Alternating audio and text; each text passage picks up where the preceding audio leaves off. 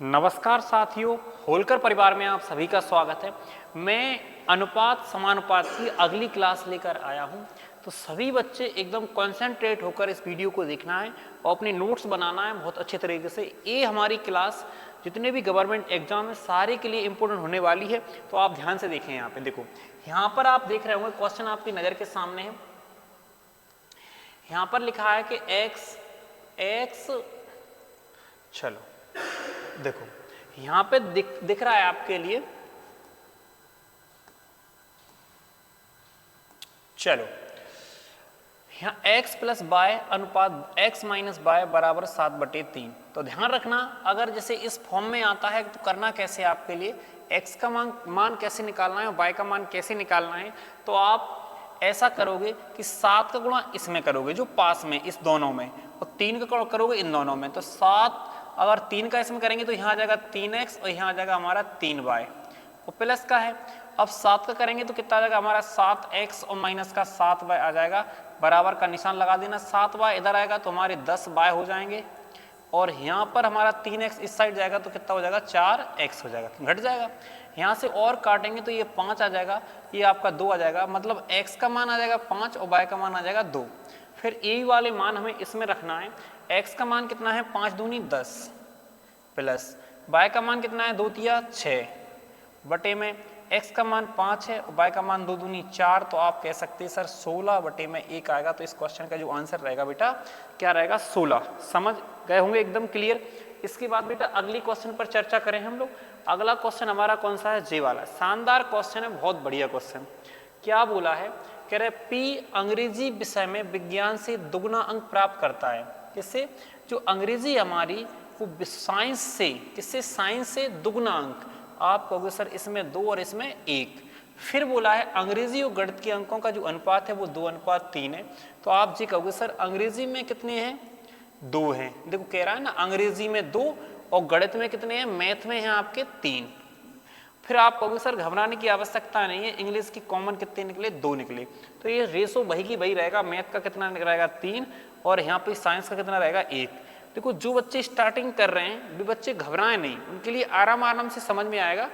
Math एक दिन में नहीं आता है समझ में, आपकी लाने बिल्कुल धीरे धीरे करके समझना होता है, ठीक है ना। आपको डटे रहना है, मेहनत करते रहना है, समझ रहे ना। फिर लिखा है कि उसने अंग्रेजी में कितने अंक प्राप्त किए, अगर कुल अंक कितने हैं 90। कह रहे अंग्रेजी विज्ञान और गणित में कुल कितने हो रहे हैं 90। तो हकीकत में देखेंगे तो सर तीनों में कितने हो रहे हैं 6। तो यहाँ से 6 की वैल्यू है तो आप कहोगे सर कितना है 90। 6 का भाग लगाएंगे तो यहाँ से 1 की वैल्यू कितनी आएगी 15। फिर बोला है अंग्रेजी में पूछा है, तो अंग्रेजी का जो मान है कितना है 2, तो 15 दूनी कितना आएगा 30 आएगा। तो इस क्वेश्चन का जो आंसर रहेगा वो कितना रहेगा 30 रहेगा। बात समझ गए ना। मैथ बहुत सरल है, लेकिन क्या होता है उसके लाने मतलब देखो बेसिक से पढ़ना होता है, समझ रहे हैं ना। बेसिक चीजें, लैंग्वेज क्या कहना चाहती है उन चीजों को समझना होता है। इसके बाद हम आगे बढ़ रहे हैं। नेक्स्ट क्वेश्चन हमारा जे रहेगा। देख रहे होंगे इसमें लिखा है पी क्यू आर की जो मासिका है वो 1:3:6 के अनुपात में। आर की मासिका है पी की मासिक आय से 4000 ज्यादा है। आर की ज्यादा है किससे, मतलब यहाँ पे ए आर की है और ए पी की है, तो इसकी ज्यादा, इससे कितनी ज्यादा है। तो आप कहोगे सर 5 ज्यादा है। इस 5 की जो वैल्यू है वो जी है। आप 5 से काटोगे तो यहाँ आएगा 1 और 5 से काटेंगे तो कितना आएगा 800। अब पूछा है क्यू की, तो क्यू बीच में, इसका मतलब इस 3 की वैल्यू निकालनी है। तो आप कहोगे सर 8 तिया 24, तो इसका जो आंसर रहेगा वो 2400 रहेगा। आप बड़े आराम से लगा सकते हैं कि सर बड़ा सरल है मैथ, बहुत सिंपल है, बस आपके लाने भाषा समझनी है। भाषा हमसे क्या कहना चाहती है, अगर आपको समझ में आ गया हो तो हम आगे बढ़ रहे हैं। ठीक, इसमें आप आगे बढ़ें। अगला क्वेश्चन आप इसमें समझने की कोशिश करो, समझ में आ रहा कि नहीं आ रहा। देखो इसमें देखेंगे आप, इसमें लिखा है कि अगर जैसे हम लिखें ए और बी का अनुपात क्या है 4:3 और बी और सी का कितना है 5 और 6। तो आप ऐसे कहोगे सर बी का मान यहाँ 3 है और बी का मान यहाँ कितना है 5। समान करेंगे तो एलसीएम लेंगे, मतलब इसको 15 बनाएंगे, 3 का गुणा कर देंगे, 3 का गुणा कर देंगे, इसमें कर देंगे 5 का कर देंगे, 5 कर देंगे। अब हम ए बी सी का क्या बना लेंगे अनुपात, ए और बी और सी, उसका आ जाएगा 20, 15 और 18। यहाँ से कुल देखेंगे ये कुल कितना आ रहा है 18, 20, ये हो रहा है तुम्हारा 53 हो रहा है। अगर देखें 8, 5, 13 और 3 आ जाएगा, फिर आएगा तुम्हारा 4 और एक कितना आएगा 5, यहाँ 53 हो रहा है, ये 53 की वैल्यू कौन सी है, जे वाली। हम इससे इसको काटेंगे तो ये कटेगा हमारा कितनी बार, 5 बार, यानी 500 आ जाएगा। फिर पूछ रहे हैं बी का हिस्सा, तो 15 5 75, इस क्वेश्चन का जो आंसर आएगा वो कितना आएगा 7500। और समझ गए होंगे, बिल्कुल सिंपल क्वेश्चन है, बड़े आराम से कर सकते हैं, बिल्कुल नादान तरीके से, ठीक। इसके बाद हम आगे बढ़ रहे हैं नेक्स्ट क्वेश्चन की ओर, और नेक्स्ट क्वेश्चन हमारा कौन सा, जे वाला है। बहुत शानदार क्वेश्चन है। देखो ये है हमारे सिक्कों वाले क्वेश्चन, बहुत बढ़िया क्वेश्चन है। कह रहे हैं कि 80 सिक्के जो 50 पैसे 25 पैसे और 10 पैसे के सिक्कों के रूप में है, उनका मान 4:3:2 के अनुपात में है। 50 पैसे के सिक्कों की संख्या कितनी है। फिर दोबारा से समझो क्वेश्चन में क्या कह रहा है, 80 सिक्के हैं जो 50 पैसे 25 पैसे 10 पैसे के रूप में है, उनका जो मान है वो क्या है, 4:3:2 के अनुपात में है, ठीक है ना। यहाँ पे कुल सिक्के कितने, 80। अब मान का मतलब ये है, मेरी बात को समझना अच्छे से, इसका मतलब है मूल्य। क्या मूल्य, आप ऐसे कह सकते हैं कि सर यहाँ पे 4 रुपए हैं, 3 रुपए हैं, 2 रुपए हैं, लेकिन सिक्कों की संख्या कितनी है, 80। तो ऐसे क्वेश्चन में हमें क्या करना पड़ता है कि अगर इस सिक्कों की संख्या 80 है तो आपके लिए यहाँ सिक्कों की संख्या बनाना पड़ेगी। अगर आप ही बता दो मुझे 50 पैसा के 4 रुपया हैं तो ये सिक्का क्या बनेंगे, 8, ठीक। 25 पैसा के 3 रुपया हैं तो 1 रुपया बनते 4, तो 3 में कितने बनेंगे, 12, कितने बनेंगे, 12।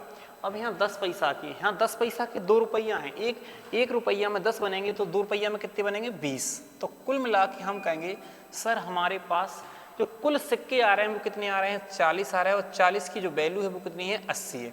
40 की वैल्यू 80 आ रही है, एक की वैल्यू 2 आएगी। पूछा क्या है, 50 पैसे वाले, 50 पैसे वाले मतलब फर्स्ट नंबर पे 40 की वैल्यू 80, एक की वैल्यू 2 आएगी, तो 8 दूनी कितना आएगा, 16। तो आप कहोगे सर इस क्वेश्चन का जो आंसर रहेगा वो कौन सा रहेगा, 16। क्लियर है कि नहीं, बताओ मुझे। इसके बाद हम आगे बढ़ें, अगर नेक्स्ट क्वेश्चन की ओर बढ़ेंगे, नेक्स्ट क्वेश्चन हमारा ये रहेगा। देखो इसमें क्या बोला है कि 120 सिक्के जो 100 पैसे वाले हैं, 50 पैसे वाले हैं, 10 पैसे वाले के रूप में है, उनका मान मतलब मूल्य, ठीक है ना। अब जी बताओ, मूल्य दिया है आपके लिए 100 पैसे वाला 4 सिक्के हैं, तो रुपया कितने बनेंगे, 4, क्योंकि हमें पता है 100 पैसा का अगर एक रुपया मतलब बनता है। समझ में आया कि नहीं आया। यहाँ रुपया कितने बनेंगे, 4। अगर 50 पैसा के 3 रुपया है, सिक्के क्या बनेंगे, 6 बनेंगे, कितने बनेंगे, 6। और यहाँ पे हमारे 10 पैसा के सिक्के कितने हैं, रुपये कितने हैं, 2 हैं, तो यहाँ से 1 रुपया में 10 बनते हैं, 2 रुपया में कितने बनेंगे, 20। तो कुल मिला के यहाँ आप कहोगे सर यहाँ कुल कितना हो रहा है, 30 सिक्का हो रहे हैं। हकीकत में सिक्का कितने हैं, 120, ठीक है ना। देखो कितने सिक्के हैं टोटल, 120। तो आप कहोगे सर इसकी वैल्यू कितनी यहाँ से निकल रही है, एक की वैल्यू कितनी आएगी, 4। फिर कह रहे हैं सर 10 पैसे वालों की सिक्कों की संख्या कितनी है, तो 20 चौक कितना आ जाएगा, 80। तो इस क्वेश्चन का जो आंसर आएगा कितना आएगा, 80। बात एकदम आप समझ गए होंगे, है ना। इसके बाद तुम कहो तो हम आगे बढ़ रहे हैं और नेक्स्ट क्वेश्चन की ओर जैसे ही जाएंगे हम लोग। देखो नेक्स्ट क्वेश्चन हमारा ए वाला है। इसमें क्या बोला गया है, कह रहे हैं कि एक पिकनिक पर गए व्यक्तियों की संख्या प्रति व्यक्ति खर्च का गुणनफल एक स्थिर है, मतलब निश्चित है। समझ में आया। फिर कह रहा है यदि पिकनिक पर 10 व्यक्ति अधिक आते तो प्रति व्यक्ति खर्च 50 रुपए से 40 रुपए हो जाता है। समझ रहे ना, मतलब आप ऐसे समझ लो कि पहले व्यक्ति गए थे के, और पहले जो खर्चा आ रहा था वो कितना आ रहा था, 50, तो 50 का गुणा कर लो आप, ठीक है। अब 10 व्यक्ति अधिक आ गए, तो इसका मतलब व्यक्ति क्या हो जाए, के प्लस का 10। अब रुपया कितना खर्च हो रहा है, 40, ठीक, एक व्यक्ति पर। तो आप ऐसे बराबर कर देंगे, 0 से 0 काट देंगे, 4 का इधर गुणा कर देना, 4 की आ जाएगा आपका, ये 40 आ जाएगा। इधर कितना आ जाएगा आपका, 5 के, इधर 4 की इधर आ जाएगा, के की वैल्यू कितनी आएगी यहाँ से, आप कहोगे सर 40 आएगी। तो आप कह सकते हैं सर प्रारंभ में जो व्यक्ति थे, पिकनिक पर जो लोग थे वो कितने थे, 40 थे। बात क्लियर है कि नहीं, बहुत शानदार क्वेश्चन है। इसके बाद अगर हम नेक्स्ट क्वेश्चन की जैसे आगे बढ़ेंगे, देखो नेक्स्ट क्वेश्चन हमारा जी आ गया, बहुत बढ़िया क्वेश्चन है। मैंने कल भी समझाया था जी क्वेश्चन कि जी अनुपात है हमारा 5:8 है। कह रहे 2 संख्या, यदि छोटी संख्या में 2 जोड़ा तो कह रहे रेशो बन रहा है 2:3। तो मैंने कहा था आपसे कि अगर देखो छोटी कौन सी है, जी वाली छोटी, अगर इसमें आप जोड़ रहे हैं 2, कितना जोड़ रहे हैं, 2, यहाँ कुछ नहीं कर रहे हैं, बस आपको फिर पूछ रहा है कि बड़ी संख्या क्या है। बड़ी का मतलब इसका मान निकालना है, इसका इसमें गुणा करो, इसका इसमें करो, तो 8 दूनी 16, 5 3 15, अंतर 1 का आ रहा है, अंतर 1 का आ रहा है, ध्यान रखना। 3 दूनी 6, इसका इसमें गुणा करेंगे, कुछ नहीं आएगा, मतलब यहाँ से 1 की वैल्यू कितनी आएगी, 6, 1 की वैल्यू 46, 8 की वैल्यू निकालनी तो कितनी आएगी, 48। तो इस क्वेश्चन का जो आंसर रहेगा वो कौन सा रहेगा, सी आंसर रहेगा। कौन सा रहेगा, सी। देखो आपको इतने नादान तरीके से मेरे हिसाब से देखो कोई नहीं समझाएगा। और एक चीज़ और बता देता हूँ कि अगर हमारे लाने मैथ को सीखना है तो ज़्यादा से ज़्यादा लैंग्वेज पर फोकस करना है, लैंग्वेज को समझना, ध्यान रखना। शॉर्ट देखो, शॉर्ट से शॉर्ट हो जाएगा, बस आप पहले लैंग्वेज को समझना सीखें, ठीक है ना। ठीक, इसके बाद हम आगे बढ़ रहे हैं, नेक्स्ट क्वेश्चन की ओर जाएंगे। 9वें क्वेश्चन की 9वां क्वेश्चन हमारा जे है। दो क्या बोला है, कह रहे 3 संख्याओं का अनुपात 3:2:1 है, तो कुल सबका योग कितना हो रहा है, तुम कहोगे सर 6।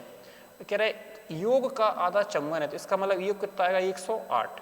आप 6 से काटेंगे तो यहाँ आएगा 18, एक की वैल्यू 18 आएगी। कह रहे सबसे छोटी बताओ, तो छोटी क्या आएगी, यहाँ पे एक की वैल्यू 18, तो इस क्वेश्चन का जो आंसर रहेगा 18 रहेगा, मतलब नन ऑफ दीज, इनमें से।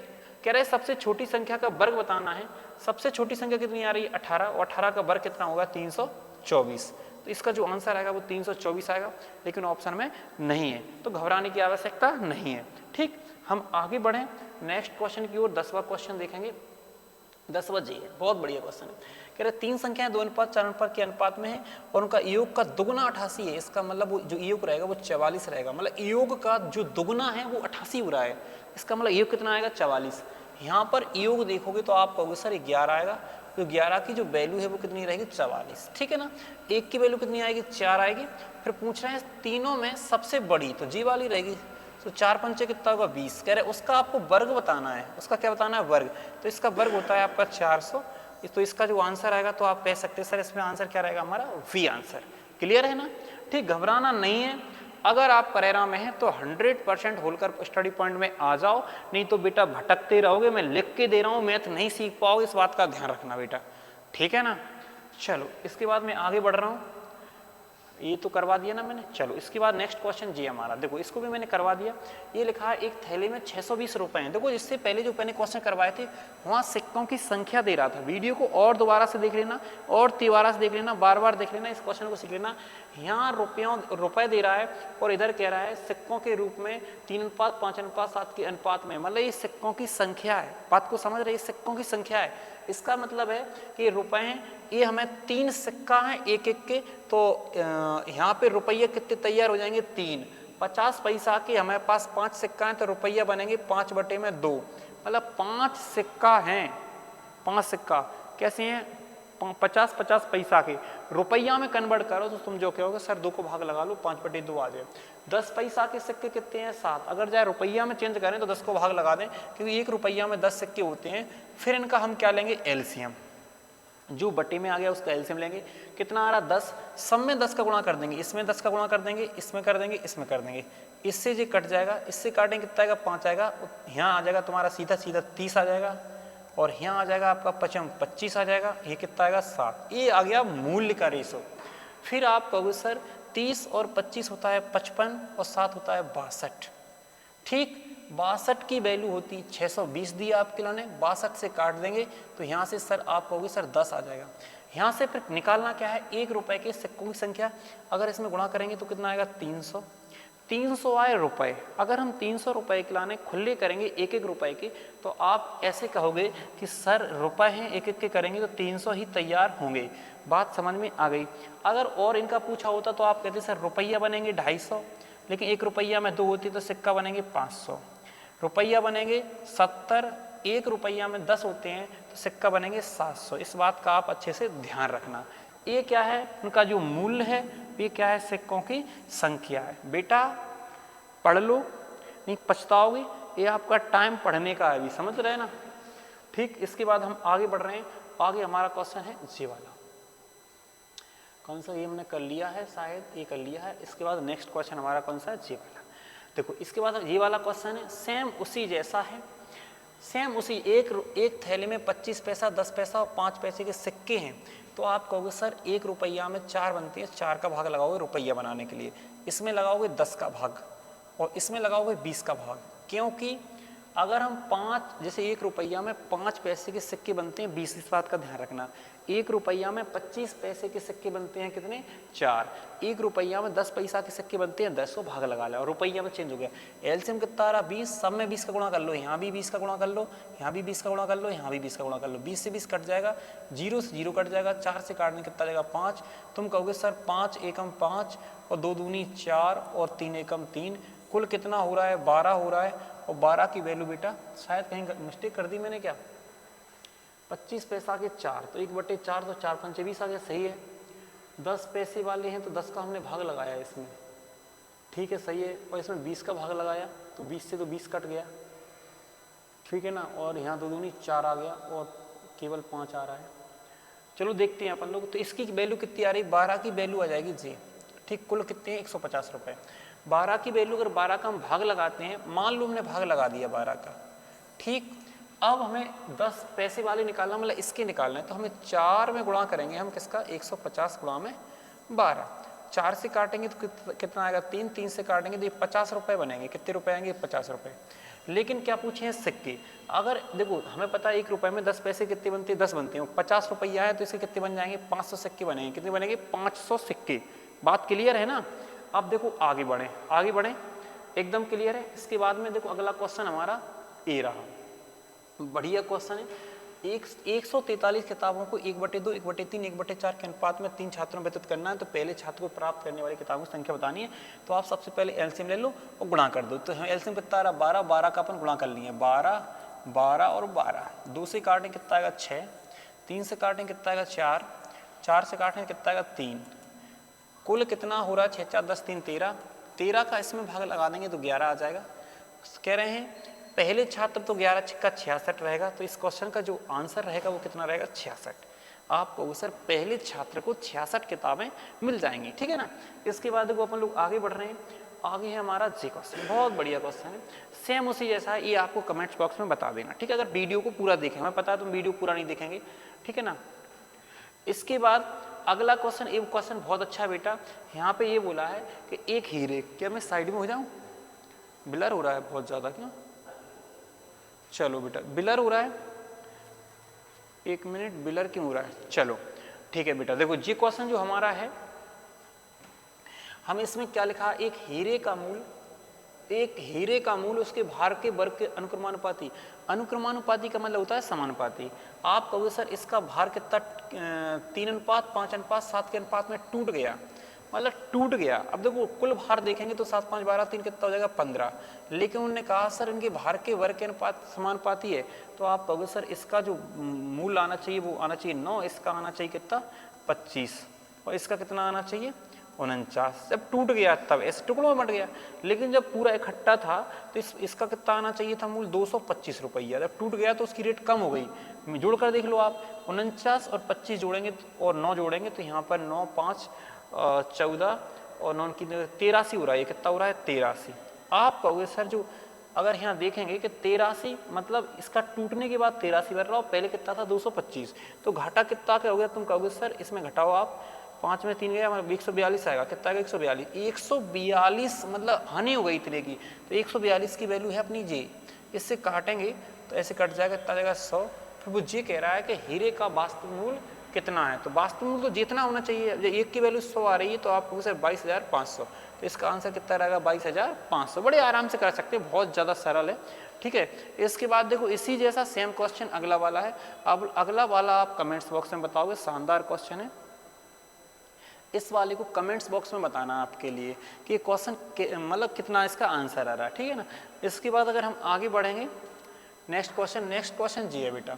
अगर इस क्वेश्चन को कैसे करना है, कह रहा है यदि x को 2, 7, 18 प्रत्येक संख्या में जोड़ा जाता है तो समानुपाती हो जाता है। अगर ऐसा क्वेश्चन आता है तो आपको ऐसे करना, देखो सुनो, पहले इसका इसमें गुणा करना है, इसका इसमें करना है। तो 8, 7, 56 और 18, 2, 36, 36, 56 में अंतर आ रहा है 20 का, ठीक है। फिर इनको जोड़ना है 115, इनको जोड़ना है 120 आ रहा है। 20 और 15 में अंतर आ रहा है 5 का। इस 5 की वैल्यू कितनी है, 20, और 1 की वैल्यू निकालनी है 4। तो इस क्वेश्चन का जो आंसर है वो क्या है, 4 है। और आप इसको अच्छे से कर सकते हैं अगर आपके लाने क्लास समझ में आई हो। और फिर देखता हूँ और आगे क्वेश्चन है क्या इसमें, हाँ और भी है, और भी। चलो देखो इसको भी कर सकते हैं, इसको बहुत शानदार क्वेश्चन जेबी वाला भी है।